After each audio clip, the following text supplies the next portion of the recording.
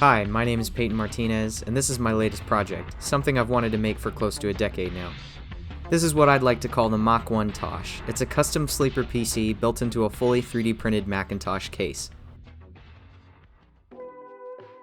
From start to finish, it took me about 3 months to fully print and design any smaller parts I needed to finalize it, as this original design is from Kevin Noki's Brewintosh project.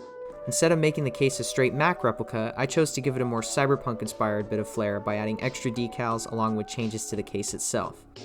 Aside from digitally cutting a hole for the motherboard, I also left the front case badge open to install a power switch, which is a dual-color print and uses a mechanical keyboard key switch for actuation.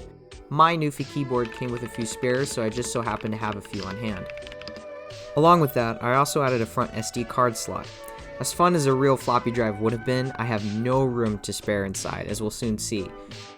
And other than a few other minor changes like front power and hard drive LEDs where the dimmer switch normally goes, not really happy with how that turned out by the way, as you can't really see them, and a front USB port, for the most part it still looks like a Mac from the outside. It's only really when you crack it open that you find out what's truly going on. In this tiny case, I was able to store a Ryzen 7 5800X with 32GB of RAM and a decently beefy Intel A750 GPU. That's right, an Apple-inspired case houses an AMD processor and Intel GPU. That's really the biggest reason I went for that card, the insaneness of it all. Well, that, and it was the most powerful thing I could fit inside with a budget. Now, as you probably guessed, this thing runs hot. I originally expected the PSU fan to be enough to pump air out of the top, but I found out the fan it comes with is loud and only really kicks on when the temperature already gets too high. So I ended up swapping it for a quieter PWM fan, salvaged a second Noctua fan, and then set them both up to be controlled by the motherboard. I'm not gonna lie, the whole thing is pretty jank, it's held together with superglue and Bondo, but I think the results still speak for themselves. Now while I could spend the next 10 minutes showing you different stress tests and how they run, frankly I'd rather not bother showing you what you already know.